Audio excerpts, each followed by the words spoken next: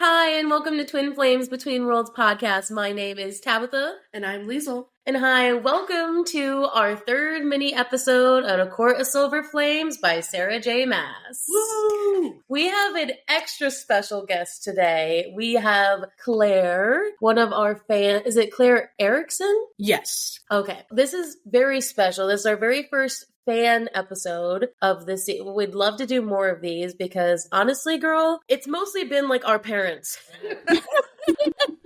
reaching out to us, and we're so honored to have a fan on this.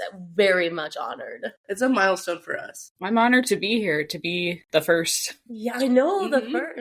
You're like Gabriel Michael. You're our first interview. Oh, wow. He was actually my first, because I was on Instagram, like I had a personal account, and then I was like, I'm gonna delete this, and then I trying to do something different with like having it be kind of like an ACOTAR fan account and maybe share my own work, but he was actually my first follower there too. So. Oh my! Gaby's constantly on fucking Instagram, and it's I'll be with him at literally. We were at Olive Garden the other day, and it's just like I was like, God damn, put your phone down. We're eating. He's on Instagram though. I wasn't gonna post anything. I was like, well, shit, Lucian's following me, so I kind of have to do something now. Like, I do follow your stories, by the way. Claire does have some the Sims stuff. Yeah, she has. I don't know if you watched them. She has like full Sims of ACOTAR. It's crazy. Ooh, exciting! Like it's a lot of fun. Let me take a look at that. I've been playing Sims recently, so. I know, sorry, I know we just jumped right in because we're excited, but yes, go ahead and introduce yourself to our audience. Sure. So I'm Claire. I'm 29, technically 29 and a half as of today. I'm from the Midwest and currently in grad school for creative writing and publishing. Midwest. Yeah. Now that I'm a Cali girl, I can't really say that, but yes, I was born and raised in the Midwest. Oh, nice. Yeah. Indiana, baby. Oh. I feel like you're from the cool Midwest, though. Like, Indiana is not the cool Midwest. It's not. I love how you're not saying it. The thing is, when I was younger, I always thought that Colorado was part of the Midwest because that's what I was always told, even by my teachers in school, that it was part of the Midwest. It was Western Midwest, but it's still part of the Midwest. And I'm like, well, that would make sense because Colorado is more Western than Minnesota or Indiana. So it's Midwest, or would it be West-West? I don't know. So I always thought that I was part of the Midwest until I learned I was not. So I don't know exactly. I don't have like a thing to be like, woo, Midwest, and like, woo, mountains. You're from Weast. Weast? Wait, what? SpongeBob reference, dude. Oh. Anyway. But yeah, so I'm interested to know, first of all, how did you find us? And is there something that draws you to, because I said this pre-recording, I know we're fun. And I know that especially us together, we're definitely like a dynamic, but it's like, I want to know what other people's appeal is because sometimes I get shocked that people like. How about like just how you found our podcast first? Okay. So after I'd kind of gotten into the series and graphic audio, I decided I wanted to like remake an Instagram specifically for like book stuff and like follow, the voice actors. And I knew of a couple ACOTAR related podcasts, like follow them and follow graphic audio and stuff. And then I think it was based on the algorithm. There's a couple other ones, including Twin Flames, that showed up. And I was like, oh, this is cool. And I love that you interviewed some of the voice actors because I'd heard some of them talk about their characters before, but it seems like different things come up in different podcasts, especially depending on like how much time they have to talk about it. And then, so yeah, I just like the vibe. Like I definitely like the vibe between the two of you, the vibe that you have with the guests. And I was like, I wonder if they would ever just want to have like another, obviously I'm not, any of the characters, but I enjoy them and enjoy talking about them. So, and they seem to feel the same way. So maybe we could all like collaborate on that. Mm-hmm. And it's bold. You basically did what I did with the voice actors. Just like, it doesn't ever hurt to ask. That's true. Say no. Okay. Well, at least I tried. Exactly. And see where it ended up. See? Yeah. This is so fun. Well, because have you listened to any of our other stuff or other deep dive episodes, or is it just the interviews? So far, just the interviews. I've been wanting to kind of see how the vibe is different when it's just the two of you kind of talking about a specific scene from one of the books. Because I've heard some of the previews on your Instagram, so it's definitely something I want to do, and I wanted to kind of do some homework before I arrived today, but work got kind of busy. So. That's okay. No, it's no problem. And if it's a thing, that wasn't, I know you're not thinking that that was what I was saying, but I will say that, like, even if you do just like our interviews, hell, I'm happy with that. Like, I mean, yeah, like it'd be cool to listen to some of our other stuff, but if that's like all you want to listen to, go ahead. Like, I mean, that still listens on our end. yeah, no, I don't, to be honest. Everybody likes things in a different way, so. But you said that you like our vibe. Could you like maybe expand a little further on like what other like appeal? Yeah, I mean, searching for compliments. Well, I think it's just how comfortable like you are with it, how passionate you are with just the topic, but not to the point where it's like, I don't know, like even if you do have like a different opinion with each other or like a guest, like it's not, you're not mean about it. Like it's because we were just talking before this about how there's room for differences in opinions. And I think it's, people can cross a line, but like you don't. And it's just like, you keep it fun. You keep it fun. You keep it casual. Like it's just like a fan thing, you know? Yeah, no, that's great to hear because, by the way, spoiler, I didn't even say that again, like spoilers again, because I was literally about to say a spoiler. When Natalie came on and she said that Cassie was going to die, and I looked at her and I was like, why did you say that to me? Why did you say that to me? I hadn't even heard that theory when she said that. I'm like, wait, that's a theory? So that was an example, but like, yeah, definitely in those moments of like, oh, I didn't think that, or I don't know, even telling the actors something that they didn't think about. I remember when telling Henry about the Rhysand sister and Tamlin theory. Yeah. He was just like, what? Yeah. Or when we told Amanda that we thought that Moore might be the betrayal that Sarah mentioned in the interview. Yeah. She's like, wait, really? You can totally see that. I'd love to play it because that's how she. Yeah. Right. Yeah. That was when I was talking earlier about being like super defensive of Moore. I used to get not upset, but I was kind of like, why? Like, what'd she do? She's just like dancing and drinking. But now that like I've heard people talk about it, I'm like, that's very interesting. And now I'm kind of leaning towards that too. And I think it's just more of like it'd be kind of fun, like if that happened. And right. Yeah, just to see how it like plays out. And we can definitely go into that. But I was gonna say, I think that we're now on the train with Moore, that I don't think she's a betrayer in the sense of she's actually bad. It's like, I think because she's in Valahan and because she's doing all that shit, that it's going to seem like she's doing something. That's right. I remember you saying that, and I was like, okay, that's cool, because she gets to like, because there's been other characters that kind of do that too. So like, why wouldn't she be able to like throw him for a loop, and then she's like, just kidding, I was actually helping everyone.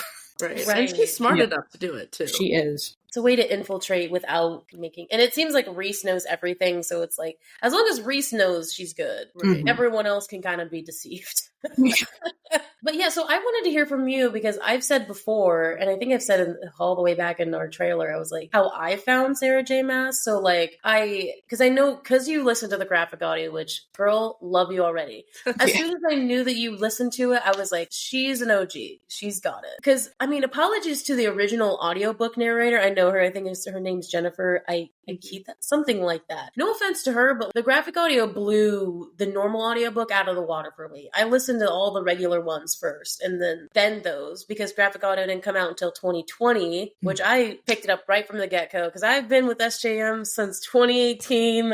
It has been a long, tedious journey. So I would like to hear how you found her books, and then how you found the graphic audio. I think I'd like seen them on the shelves at like Target, because I do like the colors. I'm bright colors. Like, it doesn't take a lot to me, like the bright colors. It was, so I think I was familiar with like the title, but it was until my friend asked me, have you heard of A Court of Thorns and Roses? And I think I said no at the time, because I was like, maybe this is the same thing. And then she's like, oh yeah, it's about fairies. And I was like, okay. And then I had some other stuff, like I discovered Jane Austen around that time, so I had some other things I wanted to read. But then I think I was at Target and I took a picture, like, is this what you were talking about? And it was the first one, the red. And she's like, yep. And so I started that one, and it took me a while to get into it. I think that's the common theme for a lot of people. Yeah. But of course, being the person that I am, before I even finished it, I'd ordered all the others. And so I was like, I think like a 6-month hiatus and read some other things in between that and Mist and Fury, but Mist and Fury picks up like right away, and I'm like, wow, okay. And I think, so that was like February to March that I read that one, and I think by May I'd read all of them. And then July was when I started the audiobooks, because she had also told me about that. Good friend, by the way. Yeah. Good friend. Yes. Oh, that's so interesting. Because that's kind of like similar to me bombarding you about it. And then me making references where you had no idea what I was talking about. Which I guess, yeah, kind of. Because, you know, when I think back on like how I heard of these books, I mean, obviously I heard of ACOTAR from you. But, you know, starting with SJM back in freshman year of high school or whenever it was, or I don't know. Yeah, no, you read it beforehand. Yeah. But you only, So I read Throne of Glass. I literally read Throne of Glass and then Crown of Midnight and then... halfway into it. No, I think I did end up starting Air of Fire? Air of Fire. Yeah, I think. Interesting. I think because by the time we got through it again, I finished. I remembered Crown of Midnight. But anyway, I had started reading them because my dad recommended Throne of Glass to me, the very first one. Which is fucking wild. And he's like, "Oh yeah, you're like a teen girl. You're going through puberty now and menstruation. Like you can read this book." And I'm like, "Okay." I mean, I'm not really much of a reader, but at the time I had reading goals, you know, based on school rules of like, okay, you got to read a certain amount of books. I'm like, okay, this will fill my reading quota. And then I remember reading the first one. I'm like, okay, this is interesting. Remember kind of going to the second one and being like, I don't really get it anymore. And then I just stopped. And so then later going to college and meeting Tabi, and she got me into it. And then I'm like, wait, SJM has other books? Interesting.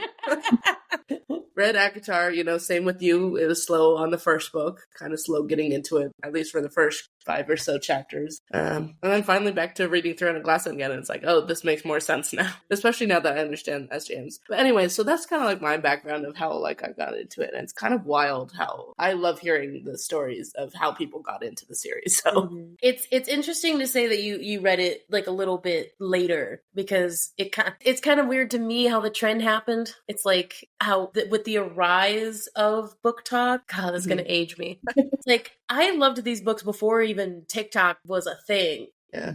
Back when it was all still Musically. Yeah. And so, like, Vine was still up and about, I think. Yeah. Vine and Musically were, like, the top platforms. And then, sorry, I was gonna... You were an OG.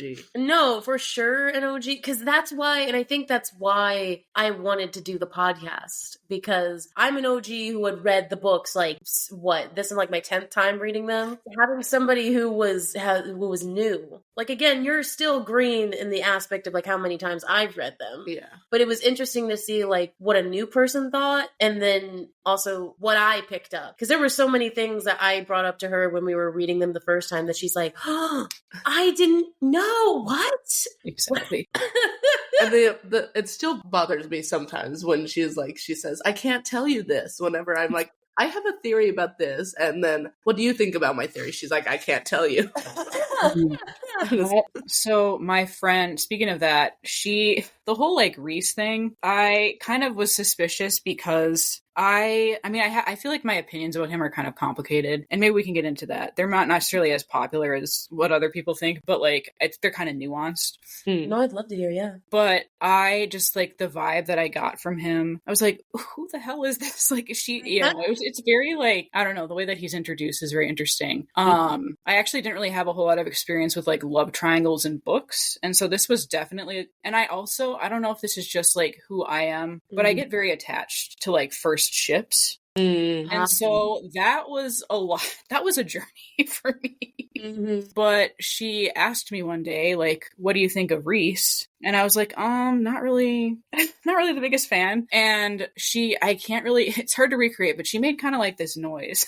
She's like, oh, is he? And then she like stopped herself, and I was, do not tell me he ends up with her. And then sure enough, but like, yeah. So I've come to kind of accept like, and they have cute moments too, but it took me a while to get there. Like, number one rookie mistake of like, maybe it's because I've reread this book with like a newbie many a times. I did it with my mom. I did it with you.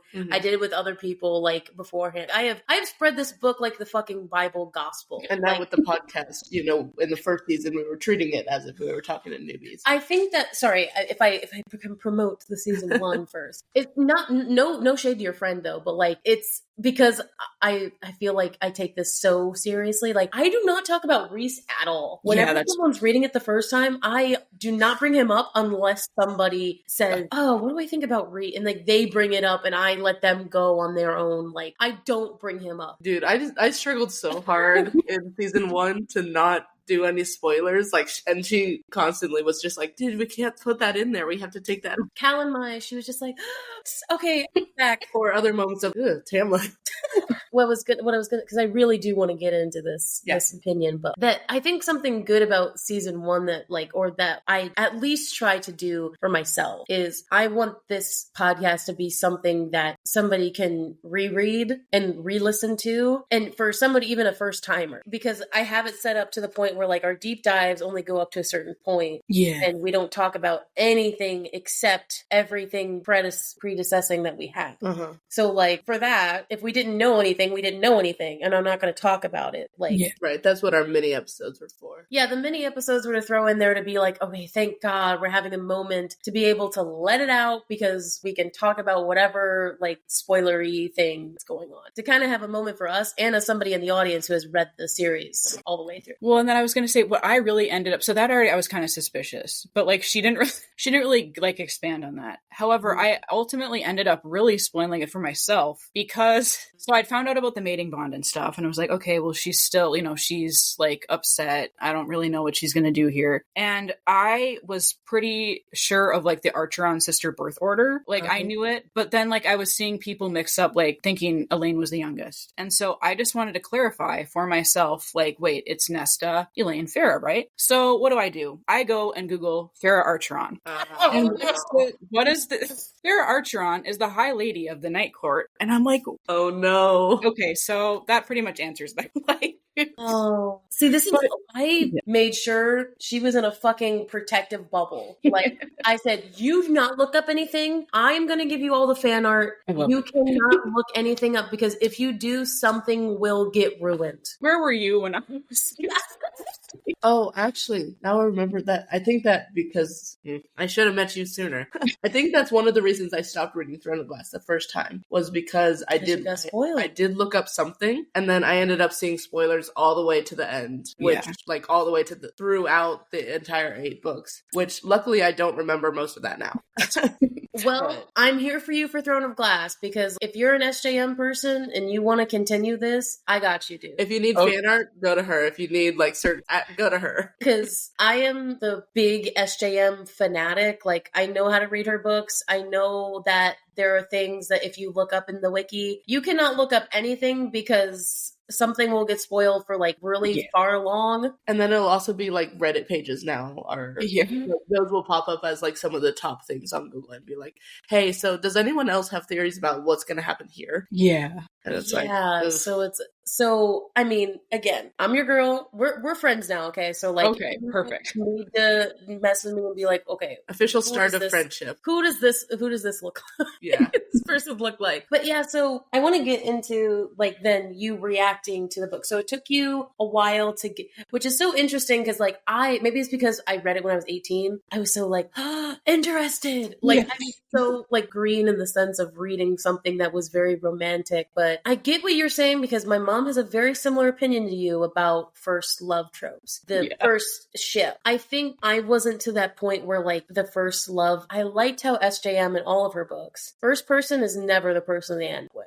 Mm-hmm. That is a top 3 rule of SJM. I have 3 rules. Yeah.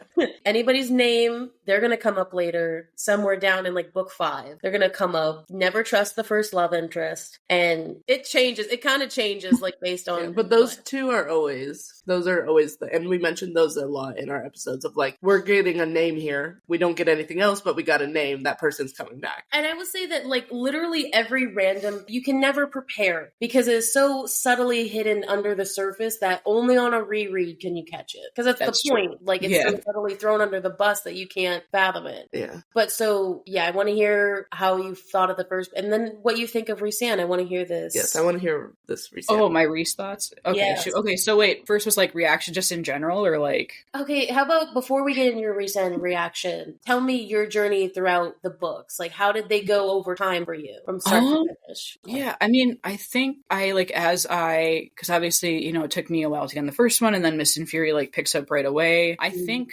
Wings and Ruin is, well, now because I'm on my second listen through of the graphic audios. Ooh. And so I'm on Mist and Fury. It's around the time that they are trying to get the queens to like help them out, and it's not going great. But like, so I'm also noticing new things every time. I found myself like spending hours at a time, like, or like just wanting to finish it. Like, I think with Silver Flames, I read like the last 100 pages in one sitting, and then had to like get up and move around because I was like, what? And it was like 2 a.m.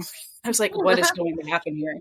Yeah. So I got definitely more invested in the story as like we, met more people and things started getting more intense with Highburn and the drama between the love triangles. But I really enjoyed them. And even though they are going through it, it's like kind of an escape for me from my own like going through it. And I just like appreciating the humor too, with like realizing just how funny, like I think that Farah and Nesta super funny, and like just seeing that come out more as the series progressed, and just like, I don't know, appreciating, and like also with like hearing like your podcast or other podcasts and like hearing the actors interviewed, maybe having a different perspective on certain things, just makes it even more enjoyable too.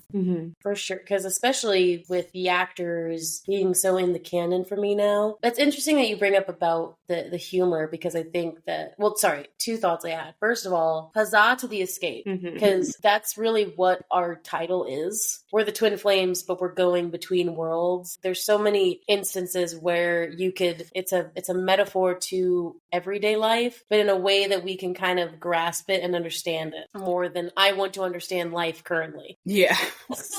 I want to go through the political engagements of Feyre in that first part of Mist and Fury again, where it's like she feels like she's not really part of this court the way it is now versus how it was before. And this, I like the politics involved in that way, then I would say I want to be engaged in politics now. Yeah, let's go do fantasy politics rather than real politics that can actually affect us. But also her romance being so realistic for a fae. I've read many of fae books, many of like, I mean, I'm not really into like the werewolf books, but like I know that's really a thing. She writes the romance in such a humanistic way that it's not necessarily, again, like I don't think some hulking 6'5" bat-winged man is gonna come stomping through my door, please. Now that I say that, maybe he'll come through. It's the idea of Rhys and of Cassian and all of these love interests that are very, they're boyish. They have snowball fights out in the snow, but then they also can like whoop the shit out of just, Highburn soldiers. And what the fuck did Cassian do? He speared someone across the battlefield. Yeah. They're really smart, but at the same time, they have really dumb moments. Flawed characters. We love ones that like aren't perfect all the time. And I think we mentioned that with Melody as well, of like the fact that Feyre was not a virgin before she met Tamlin, before she met Rhys.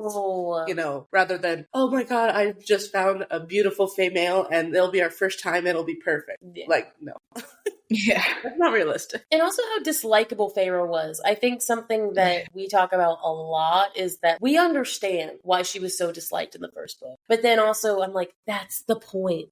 She's supposed to be so disliked because she's so ignorant of their world. And it's like, that's what allows for character development. We're watching her go through it and figure it out on her own, which again, like us thinking that we got that third POV overview, like you need to trust him. Tamlin's okay. He's in your corner. She doesn't know that. Right. Yeah.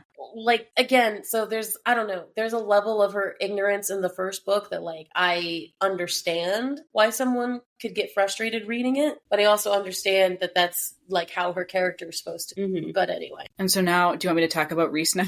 Yeah, I really want to hear this nuanced, unpopular opinion, because I feel like we're in the same boat now. Yeah. Okay. Like you have the same opinion that I do, but I want to hear. Okay, that's good. Because it's kind of, I used to think that maybe I was in the minority, but then now that I'm like on social media specifically for like this series and I'm seeing more of that, I'm like, okay. I think for me, there were moments with like Farah and Tamlin that I thought were really cute, just like there are moments ones with Farrah and Rhys that I think are really cute. Mm-hmm. I just feel like, I think what's frustrating for me, and again, they are fictional at the end of the day, but I think there's things that Rhys has done that are really not that different from things that Tamlin has done. It's just, he got her out of that situation. I really think that if he were like her first love interest in Prythian, so maybe Tamlin's there, but like a background character or something, but she just was with Rhys right away, I think people would give him less grace because there would be like, well, at least he didn't do this, or at least he didn't, lock her up in the house, or because some of that, especially with like later on, can I like spoil like anything? Yes.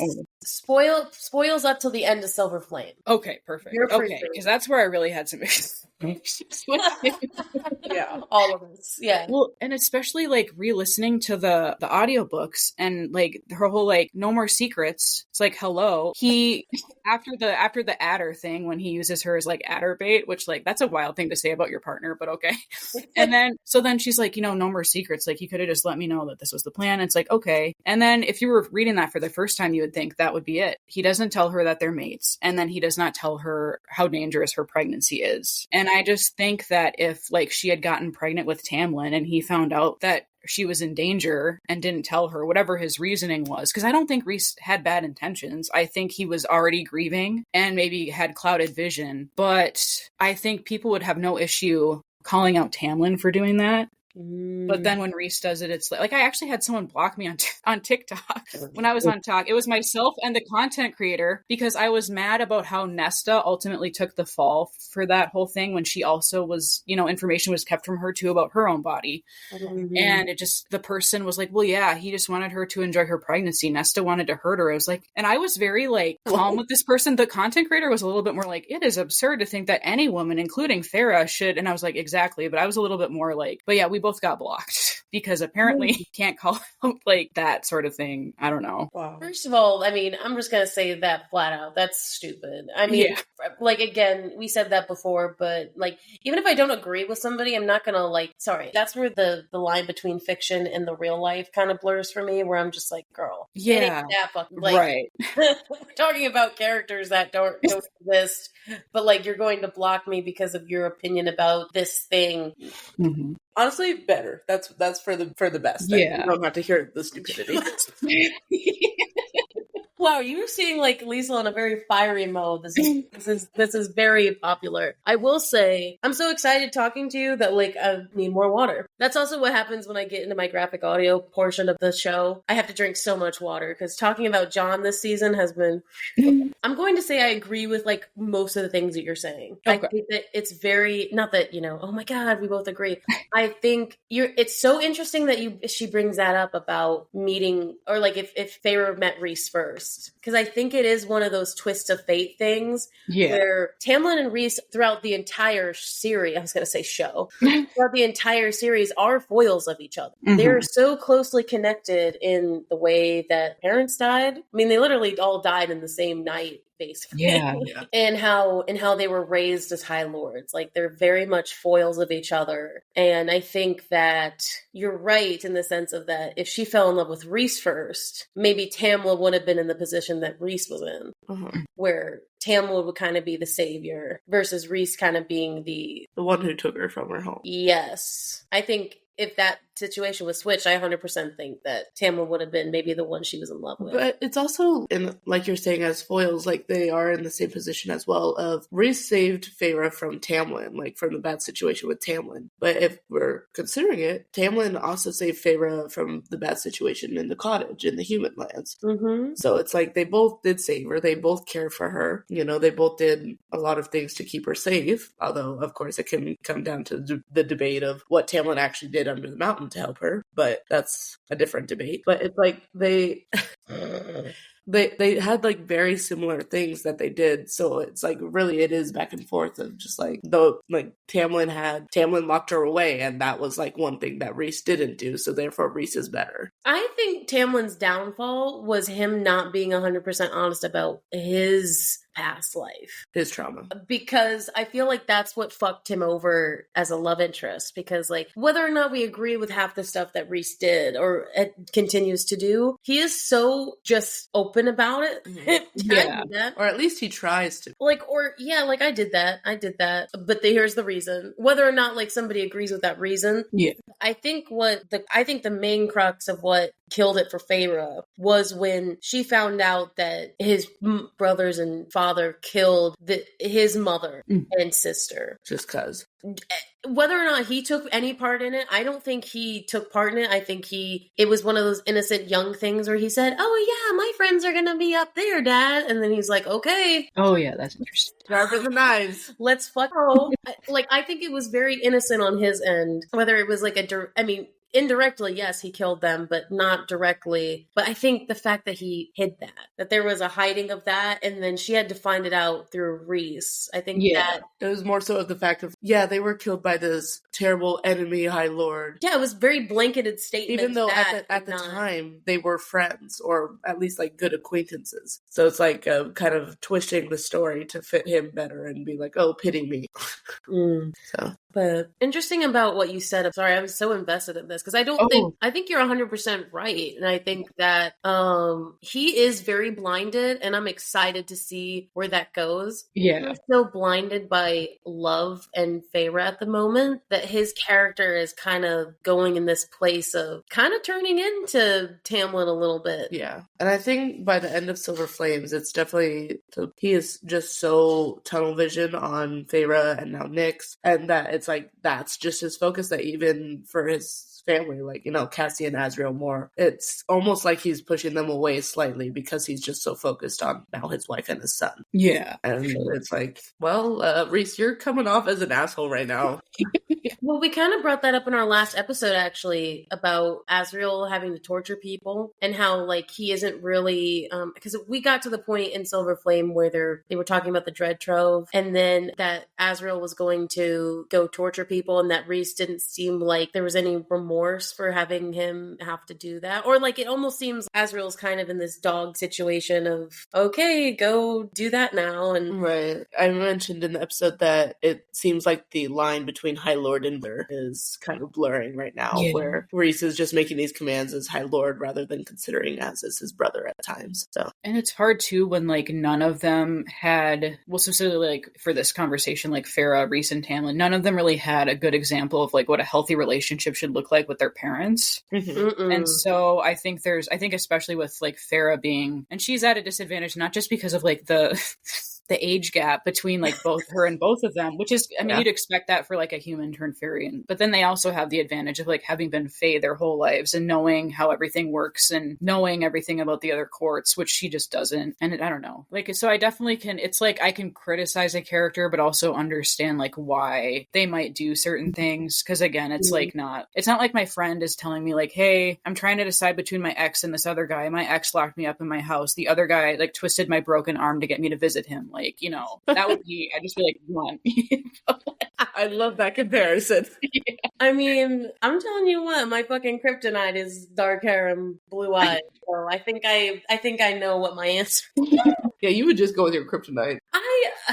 I think Tamlin was I think sometimes I agree with you that sometimes in the fandom people can get a little bit angry at Tamlin for no reason, or think that like, oh, it wasn't really love or da-da-da. No, it was. I definitely had that phase where I thought it's like Tamlin betrayed us as readers, betrayed us, and, he's awful and everything.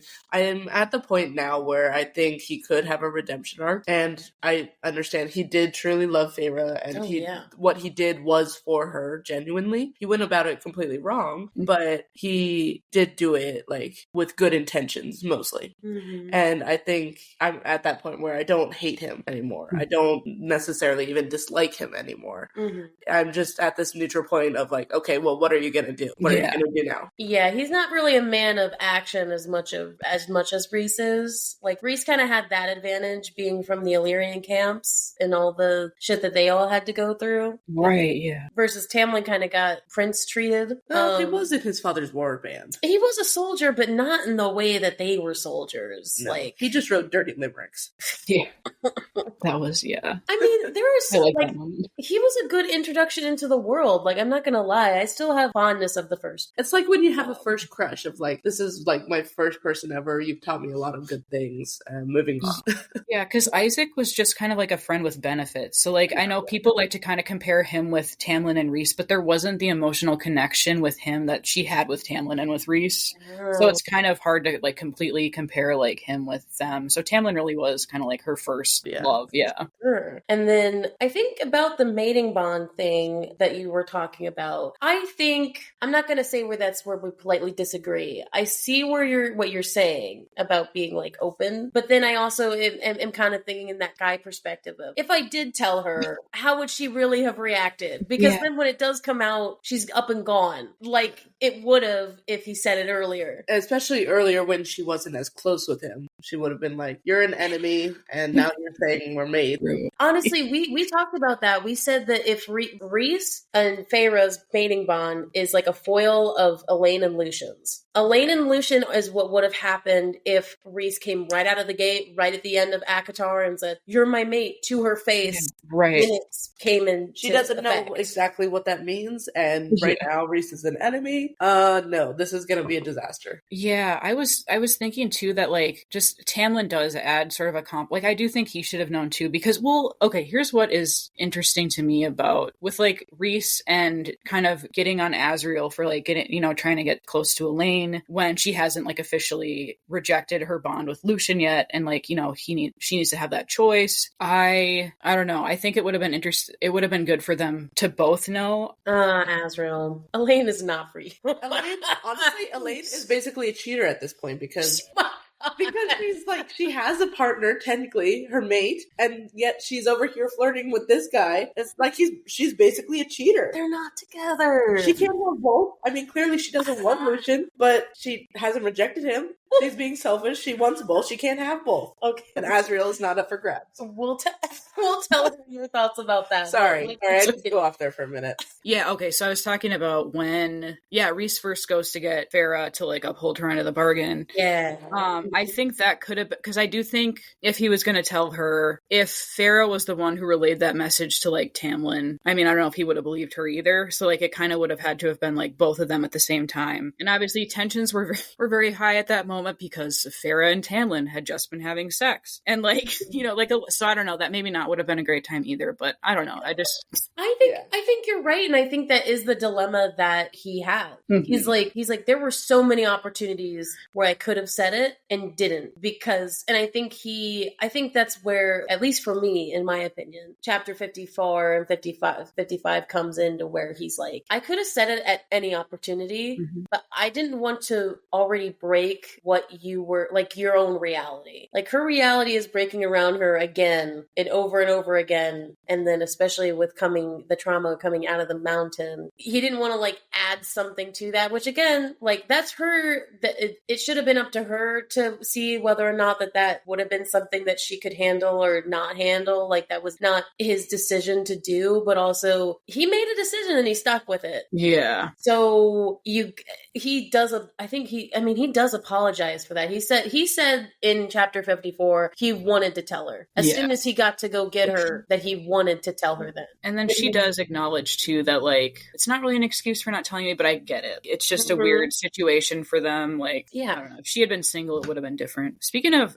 chapter 54 and chapter 55, I will never look at Soup the same way again. It's so ridiculous. It's like, I can't.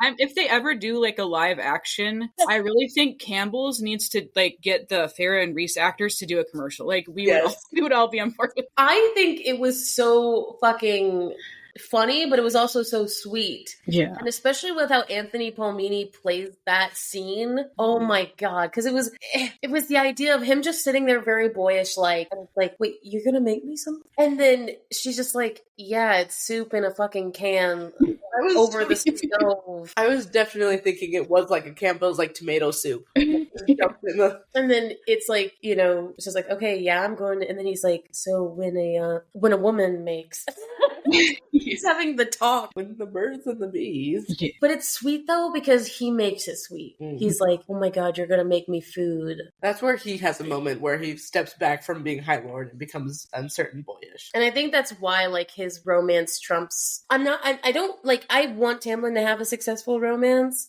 but I think why Rhys trumps in Mist and Fury is those moments right there. Which Cassian has those moments too in Silver Flame, where it's like, you get this big, strong man sitting there very, oh my god, you're in love with me. I never thought somebody would be in love with me. The vulnerability. I've got so much baggage. Like, there's never been somebody that's come into my life that I would even want to settle down with. And then this woman appears. She's beautiful. She's gorgeous. She's smart. She's kind. She's sassy.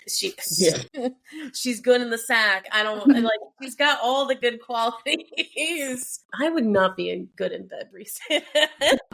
He'd have to teach me, because I don't think I'd be. I think the moment for me that really, like, I was like, okay, Faysand, like, I see you, was Wings and Ruin, after she comes back from the Spring Court and, like, everyone else is there and they're just talking, and then Lucian's like, and you really are the High Lady of the Night Court, and then Rhys is like, she is, and then they have I can't wait to, I mean, I would love, like, an animated version with the graphic audio cast, like you've talked about, but I think there are just some moments with, like, real actors that would be especially huge to see, and that's one of them for sure. I was like, okay. Okay, be with your bat boy, that's fine. It is so sweet, because yes, she is. Indeed she is. Like, indeed she is. Anthony made me cry. That just came out of nowhere. I had to, like, stop the recording, and I just had to be like, oh my god, he's back. We're back. Oh, and I love the just, like, more humorous is when Rhys is like, can everybody leave now? And then Mort takes Lucian's hand. Like, we gotta get out because they're about to go upstairs. Like, they're gonna do it, like, they're gonna start. Yeah, they're not making it to the bedroom. Find somewhere else to be for a couple hours. Yeah. Okay, sir. Townhouse is off limits for a bit. Oh my god. So I think another question. So a question before I wanted to get into some theory things is, was there anything that kind of, like, shocked you throughout the books? Like a moment of, because some things can totally be, you know, foreshadowed, where I'm like, yeah, we're seeing, like, Rhysand. Was there any, like, particular moment where you were like, oh my god, brilliant, didn't even see that? I think the Lucian and Elaine thing, especially because it's just really chaotic with, like, Cassian and Azrael being injured and, like, the king and just all this other... And then I just think the fact that I actually had been, I think, reading for a while and, like, in one position, and I have back and leg issues, so it does help to get up and walk around. So I think that was part of it. But, like, I was just and I do actually like them as like, the idea of them as a couple, and I hope that works out. But I was just so, like, thrown off by that compared to everything else that I think I even said out loud, like, no, you're not. Like, and then I put down the book and had to, like, walk around for a while. It was just absurd. Like, oh my god. Yeah. I mean, the whole end of ACOMAP was, I did not think the sisters were going to be brought in like that. I didn't think that's where their story was going. I'm glad it is, because it just added a fucking huge nuance to their characters of getting changed themselves. And then on top of that, it's like, it just kept going. Yeah. It's like, okay, they're going to get changed, and then all of a sudden, wait, Elaine and Lucian, what? Yeah. Well, I think about it, about Elaine's, like, she got kidnapped, she got dragged into the Feylands, and then she got thrown into a giant bathtub, and then she basically died and got changed into the thing that she had learned to hate. Don't forget, she was taken away from her fiance, and then she finds out that one of these Fey males that was involved in kidnapping her is now her mate. She doesn't know what mate really is. She just knows there are hands on her. She's like, no, gross, go away. Yeah. Do you also, she needs to shut the fuck up about her old fiance. Like, I'm past that. Grayson is just so over it. Yeah, he was awful. He was awful. I mean, like, I'm just glad Nesta slapped him, because... Good, yeah. Because I couldn't, because I'm not in their world, but so you're a filthy Fae now, and it's like, really? I just hate that, like, she keeps bringing him up. Like, I get it, it's part of her own trauma, but, like, there is a part of me that's like, just, you have two Fae males that are, like, in your corner wanting to be... And they're super hot, like, both of them.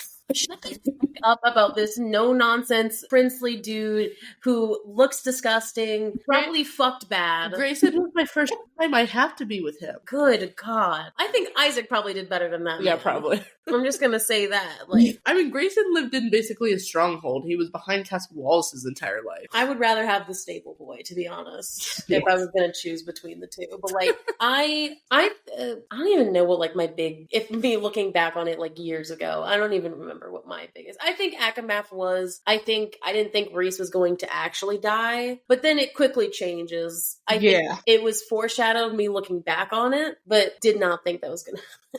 I was sending like library, because I think my friend had read the series through twice at that point, and so I think it was around Wings and Ruin where I would just like send her random like reactions, and she would just kind of know. So like when people would die, I'd be like, Reese, no, in all caps, like Mr. Archeron, no. Like that was another thing that I was not, so when like the ships come in or whatever, when Nesta's like, who found the crown, I knew for some reason that it was going to be him. Oh, okay. But I don't know why. And then he died.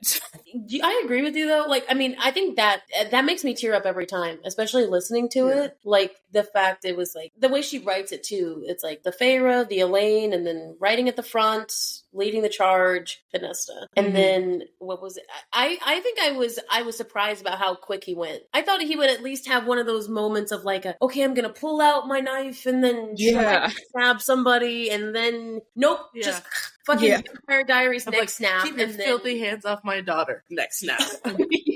Jesus, I was like, I did not think it was gonna go out like that, but he had so much to tell us. Yeah, he really did. Like everything, apparently he just happened to be on the continent, you know, pretending to be Prince of Merchant stuff. We think he was doing other shit. Yeah, he had so much to tell us, but he just died. He had so much lore that I feel like we don't now have, and it's like, and we're questioning everything, but it's like, nope, Papa Archeron's dead.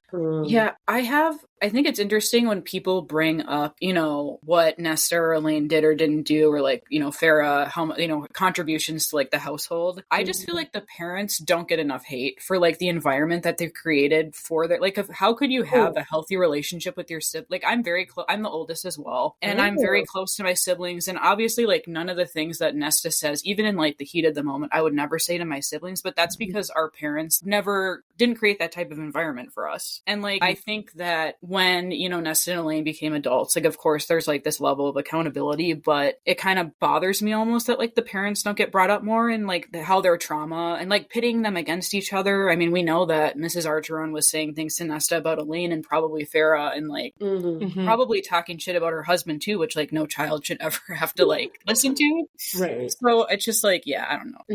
No, I totally agree. I mean, dude, Nesta's relationship with her mother is so interesting because it's like traumatic, but also she misses her because she made her so dependent on her. Like, you need to have me around so that I can guide you to get that prince that you've always deserved. Right. But it's like, why did I deserve it? You're just saying because I'm the oldest and da-da-da. Like, I have to conquer. Not really deserving of any, like, you know, character. Well, she got a prince. She did get a prince. They're the faux princes of Valaris. I mean, they are, like, and the Prince of Bastards. But no, Papa Archeron deserves all the fuck. They both deserve all the hate. But I think that there's something that in the fandom I almost did get canceled for in person. Oh, really? Getting blocked on. There was a girl who was like at the library at the Barnes and Nobles, and she was just like, oh, you know, I like ACOTAR, but I don't really like Silver Flame. Like, Nesta's a terrible character. Like, she didn't deserve all this.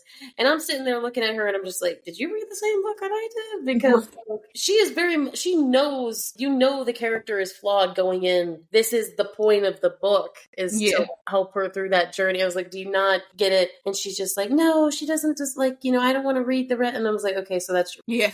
You haven't read the book. Okay. I almost, because when I was looking at, you know, because of course I had them all before I even finished the first one, and I was looking at, you know, the backs of them.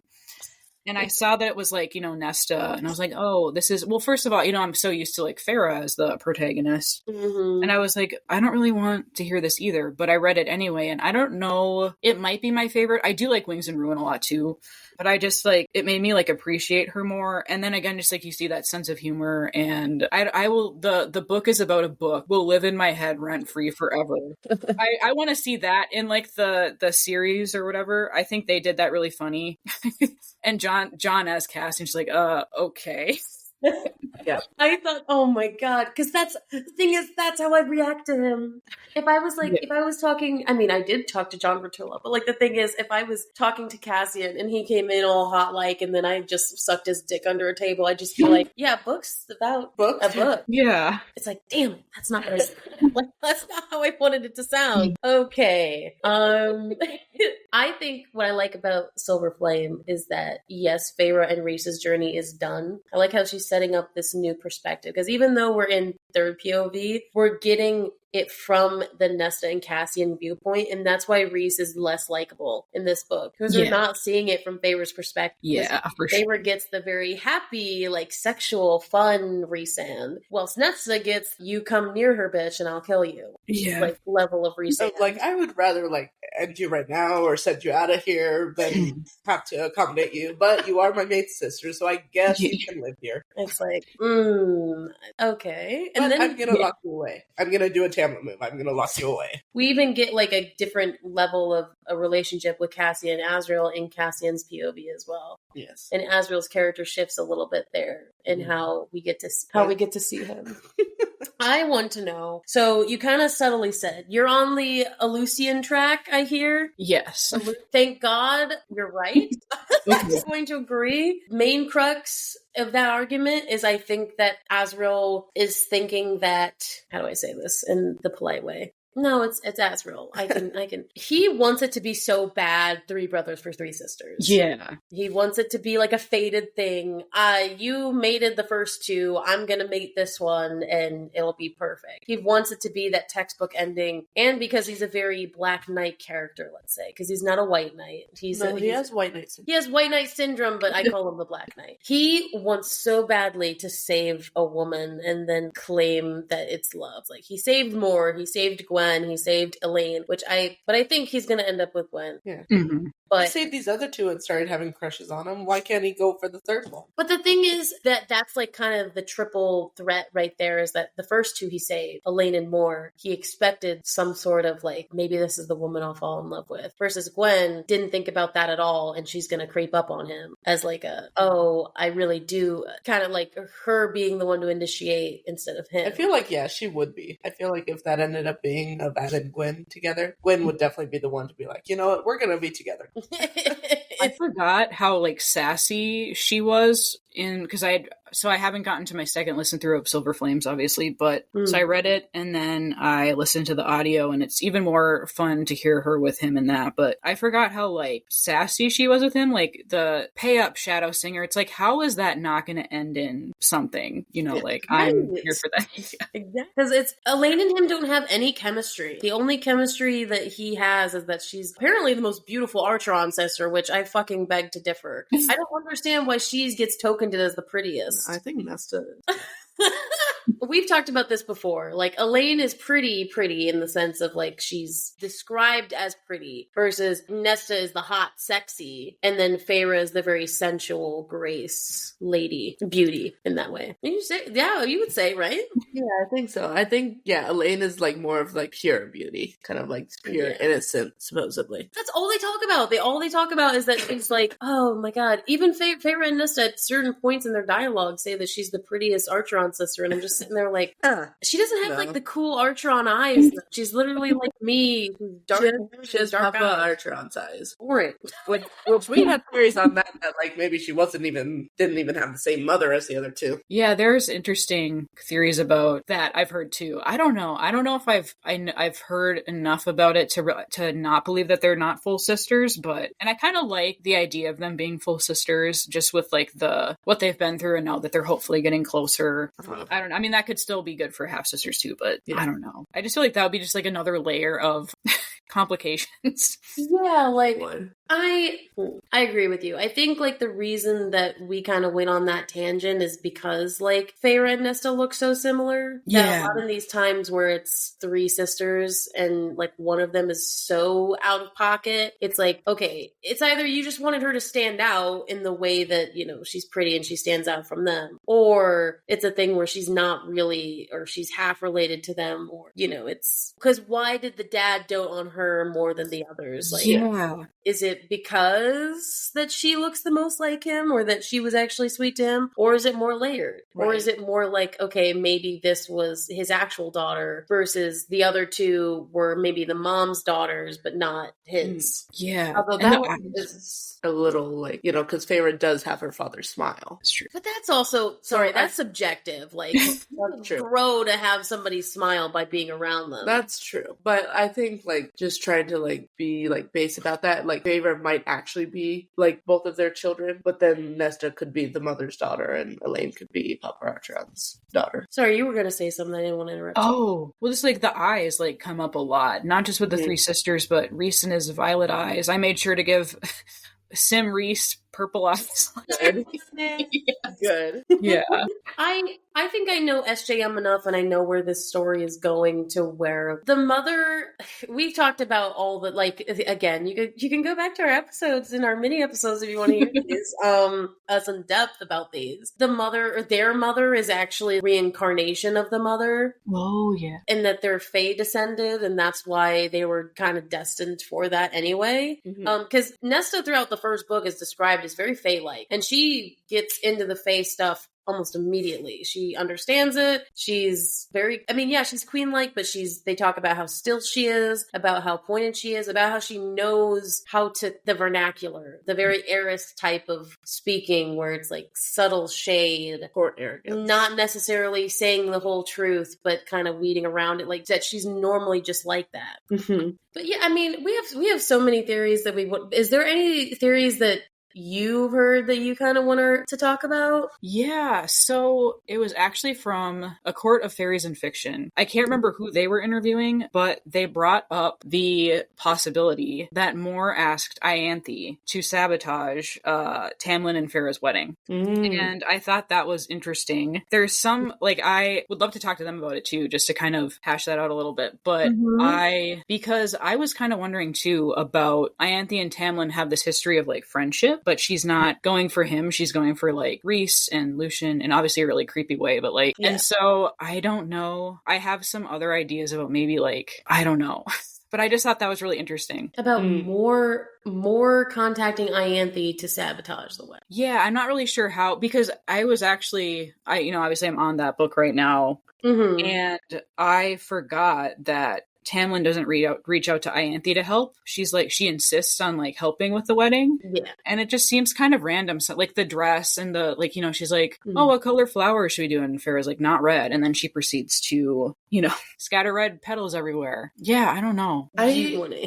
So I actually have heard a similar theory like this, except it's with Azriel, where Azriel, because he's a spy master, because he is aware of, like, so much stuff. I mean, it's mentioned that Azriel wasn't directly told about the mating bond, but because he sees so much, the theory is that he saw that Rhys had feelings for Feyre, or at least maybe saw the mating bond, whatever, and that he had been spying on Feyre, and he was the one that purposefully, like, somehow either contacted Ianthe or was the one who made the decision to actually bring in the red petals, and he was the one that scattered the red petals. Like, the theory had it so that he was the one who ruined the wedding in that way so that Rhys could show up. That's interesting too. Yeah.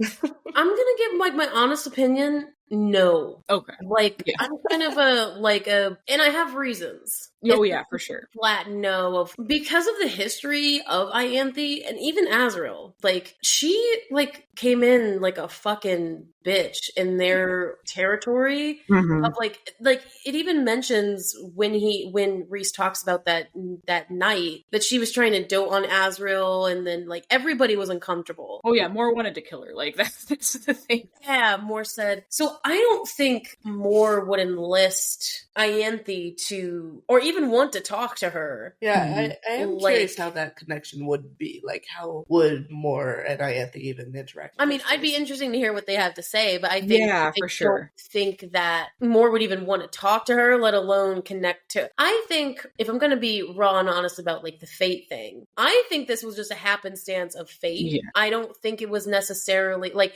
because when Rhys describes that scene of hearing her, he's about to go with his boys and drink. Like, there isn't like this. If I didn't have that, and there was no like, I mean, again, they could be lying about that, but if we're going with the truthfulness of just not having this plan of like being in the bushes and like ready to jump out when she calls out, because again, in that instance, how did they know she was going to call out? Or maybe even if they didn't think she was going to call out, what was the point where he would pop in and be like, I object? Like, because I also think that Ianthe, in her own purposes, I think she would just wanted to sneak in on her own merit. She realized Amarantha wasn't there anymore. Okay, Tamlin is who I have a connection with. I can weasel my way in with this girl because she's ignorant to our world, and she has no idea who I am, because apparently I have a reputation of going to all these courts and just kind of trying to flirt with every man in the vicinity. I mean, and I've seen a lot of theories about like that wedding, but one of the ones I have seen is that even though Ianthe was doing the planning, you know, most of the time she was quote unquote consulting with Feyre about stuff, and Feyre said no red roses or no red. And then this theory that I saw was that Tamlin said he wanted red roses. Oh. And so it's like Feyre kind of was helping agree with all of these wedding decisions, but then Tamlin made a request for red roses. I can see that, but I can also see her wanting to sabotage the wedding on her own. Yeah. Like, just to be like an asshole.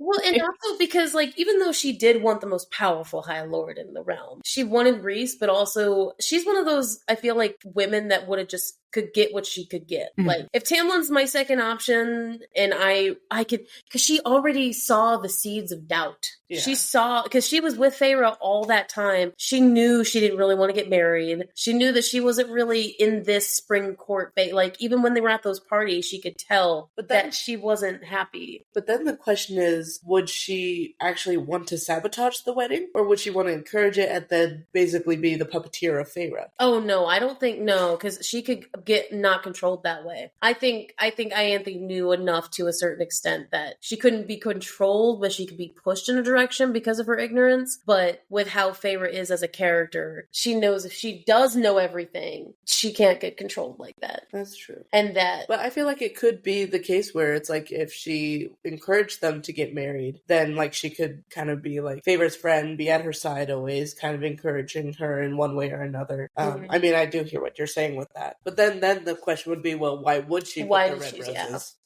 Yeah. Or why would she even allow that to happen, even if your theory of Tamlin asked for it? Yeah. Why would she put it knowing that she would get traumatized? I was like, oh, well, I wasn't going to put him, but then Tamlin asked, and I like Tamlin, so... So no, I 100% think she sabotaged it by herself. I mean, it'd be interesting to see if like, but that, to me, that would ruin it. Yeah. That would ruin like the funness of, not the funness, but like the fakeness of Rhys showing up. Unless Thor really is going on the betrayal path, and it started way back here with Ianthe. I don't think so. I don't think like... I was thinking about that too. I was like, does this count as like a betrayal? I think it would, because especially if Rhys didn't know about it, and then it's like their one moment where they now in these books fondly look back on, it's like, you saved me. In this like that's what they think is like kind of the start of their love story. That kind of be like a detriment to their mental capacity about, so was that not real either? Because like the whole crux of their relationship is that, even though the mating bond was something that happened to them and that was real the whole time, but their feelings were real. The stuff that was going on with them was real. To hear that it was kind of sabotaged or that it was made to happen that way would ruin it. Yeah. And I don't think that would make them happy. No, I was just saying, I do find Ianthe an interesting character in general. And like her motives, like with like Amarantha and, you know, like the prince and princess, and like some of the other villains, like you can kind of tell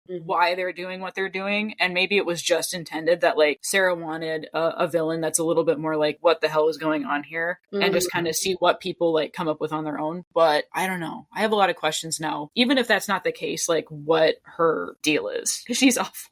Yeah. I mean, I definitely think she was doing a lot of things. Because, I mean, Rhys described her as very self-motivated. I think a lot of it was her own intention. Again, I could totally be wrong about that, but I think in my purest of mindsets, I think she purely did everything for herself. And that's why her character was kind of so good, as in like being a villain, because it made it seem like she did care. Because she's in this priestess role, like you'd think somebody ignorant to a world would think, oh, she's got your best interest at heart because she's a woman of God or something like that. And And then her literally pulling out the rug and being like, yeah, well, I mean, the mother's great, but also I love myself. Yeah, that's true. And, you know, the mother would want me to have sex with all the people I can because you never know. That's be creating life for her. Mm-hmm. Yeah, right. Yeah, some powerful High Lord priestess babies. Like, the mother wants that.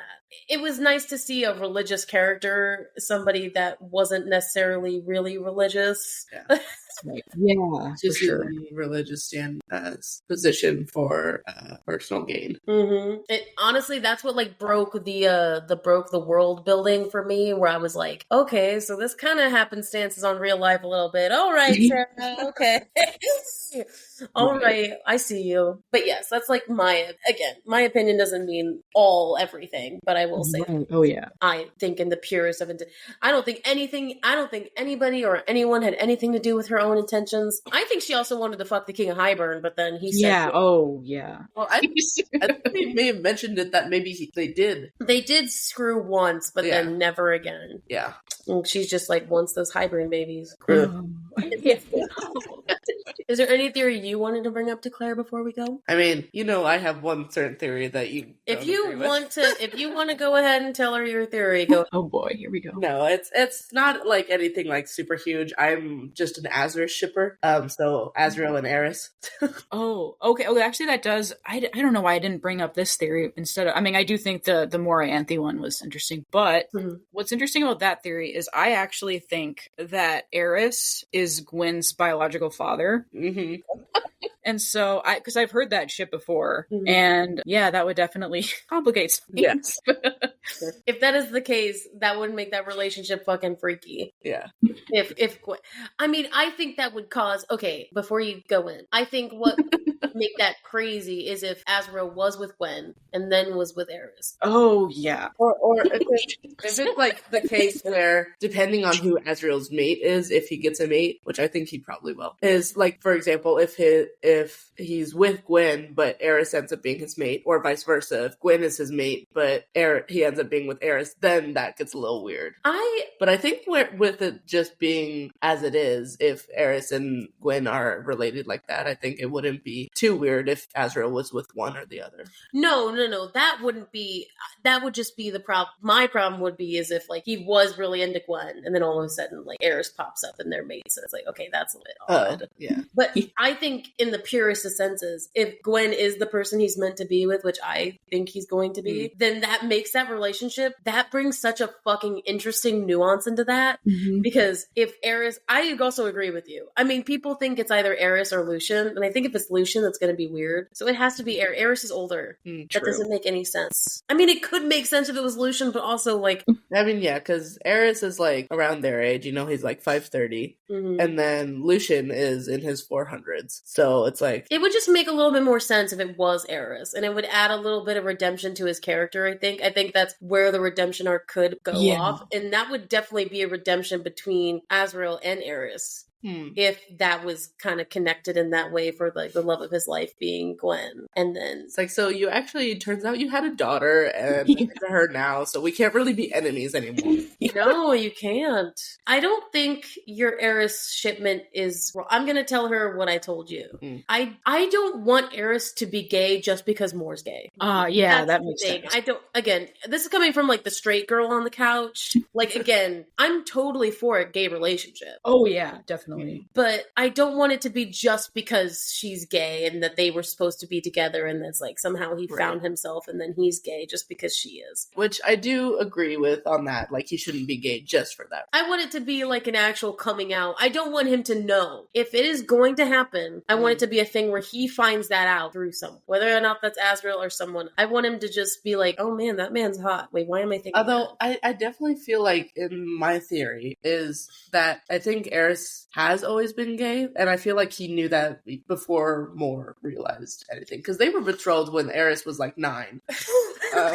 Eris was like 9 and Moore was around 17. Yeah. So it's like they had like a huge age gap there. Well, not huge as in because we have feelings and things. But anyway, I feel like Eris like would have been like into males before. Like my theory goes into the fact that like maybe Eris was the one who wanted to call off the marriage in the first place rather than Moore. And then it turns out that Moore slept with Cassian and he's like, oh, this is a perfect opportunity for me to say, actually, we're not going to be together. Not knowing, because he was like 9, not knowing the consequence of what would happen to Moore. She got the hot older woman too. Yeah. It's like, you're gonna get betrothed to this hot lady that lives under the mountain. But then like that would be like perfect of, well, I don't want this hot older lady. I don't care if my dad wants her in as like a breeding mare or whatever they call it. But like I don't want her. I like guys. And so like I feel like even if it wasn't like Azriel, like I feel like Eris would have already had like a first love, and then that ended up being bad, like kind of like a Lucian Jasminda kind of thing where Baron might have found out about Eris's male lover and killed him or something like that. Yeah. Anyway, I can talk for hours about that. I just personally, as a personal ship, a guilty pleasure type ship, would be Azriel and Eris. But in terms of like what is probably more realistic at this moment, I definitely ship Azriel and Gwen. I do agree with you though about a gay. I think maybe, and I've heard this from other people in the community, in the gay community as well, is that I don't think I want like one of those stories where, and I don't think they do either, of like I'm having a closeted moment. I think him knowing himself and knowing him right away, I think that would make me feel better about that. Yeah. Like that would be knowing, like, okay, I know, I've known since I was young, and it's like, I've just had to keep it hidden politically because my dad is very like, you're going to marry someone and you're going to breed. Like, that's very much that way. So I would rather have that than like him kind of just coming out and being like, oh, and then us having to deal with that. Like, the thing is about SJM that she does really well is that honestly, gay relationships just pop up out of nowhere, and I appreciate how they're very just randomly sporadic. Like, it's not seen as this big taboo in the Fae world. Like, yeah, some of the High Lords we know have Thiessen. Thiessen and his gay lover, his captain. I like Thiessen, and I feel like he's talked about like the least for some reason, and I don't know, I just like the fact when he was hosting the meeting and stuff, I got like a good vibe from him. It's just that's the thing, he's so good but he's also boring. He's very so no one talks about him, and it's, but like he's nice and he has a really good territory and really nice people, but I mean he doesn't have that interesting drama shit. No, because he has a good life. He has a good lover and has a protector. Yeah, they're a very neutral court. And the fact that like very much in the story throughout many times, even the Bat Boys say it at times, like they've just like fucked men, like just or even had threesomes, or like they've bedded females together or something like that. Just the casual gayness and the casual just subversion.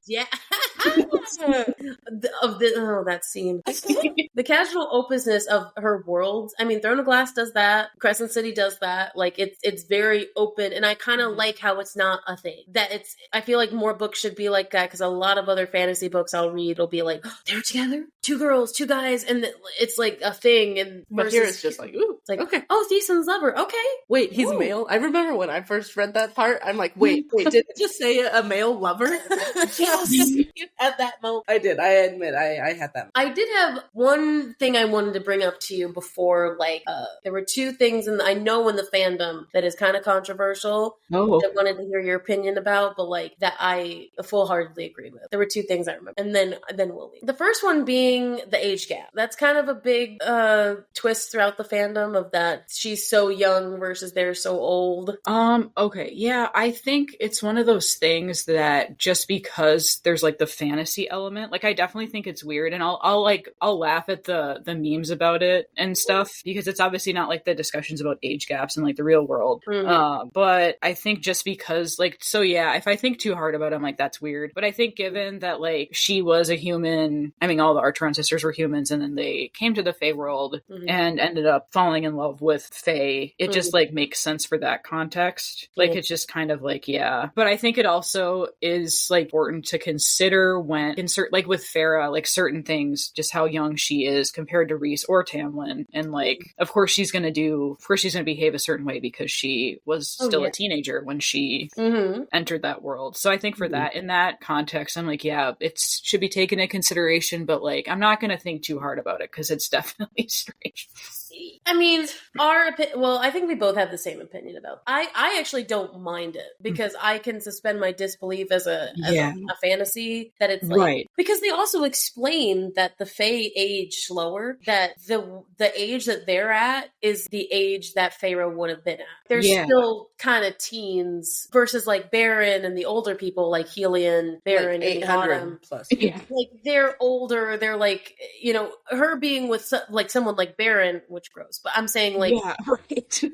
that would have been a more disgusting I feel like gap because that transfers basically to, you know, if we're considering Rhys and the inner circle kind of in their maybe late 20s, technically in like age-wise, that like makes me think that Helion is in his late 30s and Baron's probably like in the early 50s or something like that. Because it's like they explain that it's like because they aged up slow that, you know, when they were still youngins, they were like 70 or something. Yeah. They don't become an adult until they're 75. Because I would forget sometimes, like, especially with like the inner circle, it very much feels like a bunch of college kids around like the dinner table. And then Cassian or someone will say like my 200s were a wild time, and then I'll remember. But like it's like, right. So like so it's like not, that's kind of where I'm at too, just given the genre, like it makes sense. But if it was like any other genre, I'd be like, that's weird. It's like, because you have to suspend your disbelief in a romance. Now if you get like a 60-year-old with a 20-year-old in a very modern romance, I mean, you're gonna get a little bit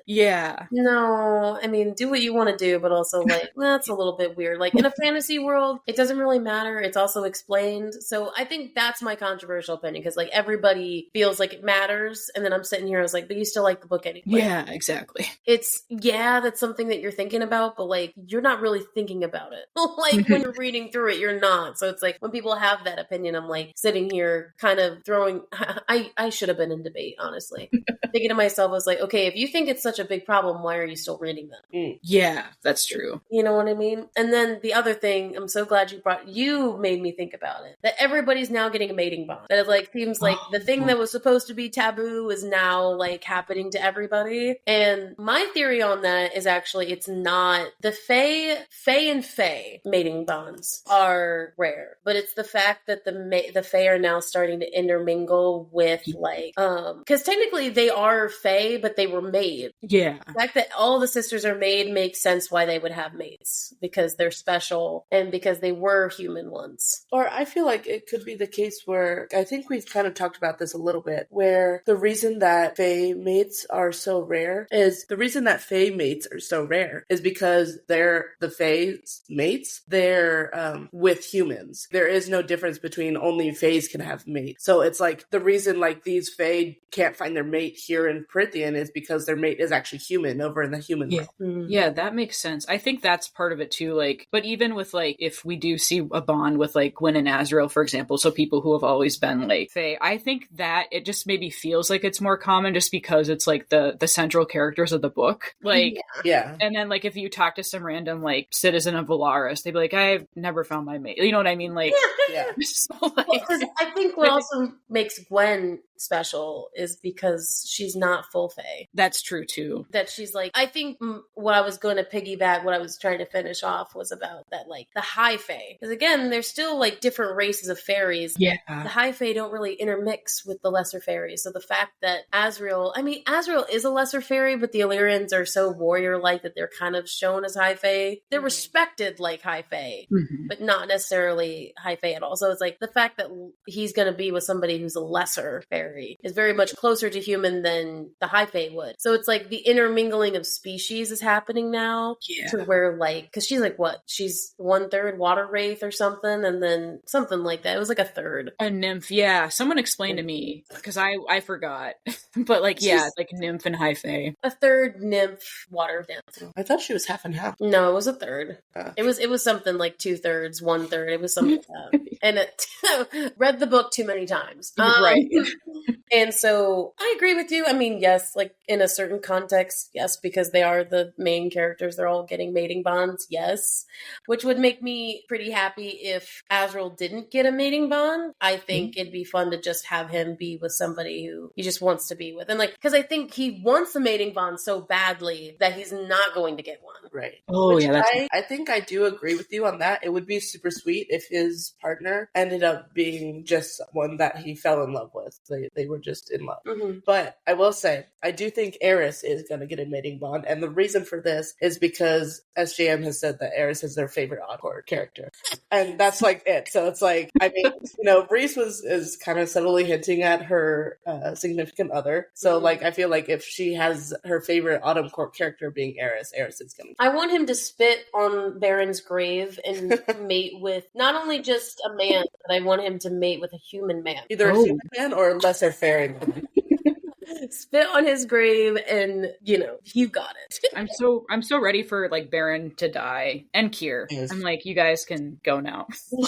They have to die in this big battle that's going to come up soon. They have. Yeah. In this civil war that's coming up, Can they kill each other? That'd be awesome.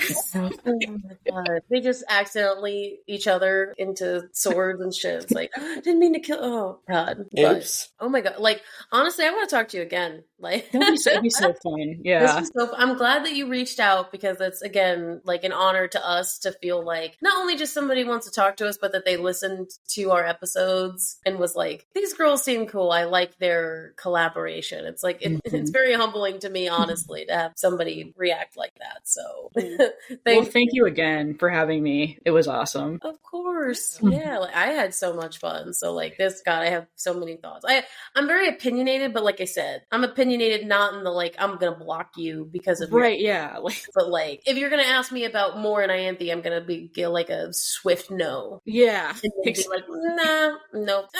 But you'll also say, here's why. Yeah, not just, no, fuck that. No. Yeah, for sure. So thank you again so much, Claire. This was great, really great. I'm so happy that you asked us this to do this. I mean, we love these mini episodes, honestly, probably as much or more than the deep dives. Yeah. I love going through the stuff again, but also talking to people and theories and also just talking about other people's journey into this series, because it means so much to me. And when I found this series, so it's nice to see it be impactful to others. Very much so. So we're going into, by the time this episode come out, after this episode, we will be going into chapters 30 to the end of 37 for Silver Flame. Oh. And then we will be having our dad's and mom's perspectives halfway into it. The mid finales. Yeah, the mid finale. Those are really fun to watch too as well. Our parents are very engaging. My dad loves these books. He loves the graphic audio. Yeah. And my mom and your mom, it's interesting to see everybody's points of view on this book. So we will see you guys all in that next episode, and we hope you guys have a great, wonderful day, night, whenever you're listening to this. So we'll see you guys next time. Bye. Bye.